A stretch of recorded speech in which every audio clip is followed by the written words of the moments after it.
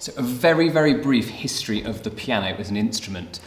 Previously, this is right at back of the 17th century, there were two instruments that it comes from. One is the harpsichord and one is the clavichord, and both had different problems that they had to combine to make the piano.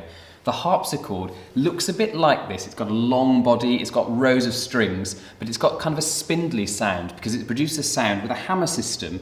You press a note, but instead of something striking the string, it's a little pluck, a little plectrum. So it creates this kind of sound, and the trouble is, it makes a loud sound, but you can't control how loud and soft it is. The clavichord has the opposite problem. The clavichord is a small little box, and it has a row of strings, and it makes the sound by pushing little metal pins against the string. So you can actually control how loud and soft it is by how hard you press the key.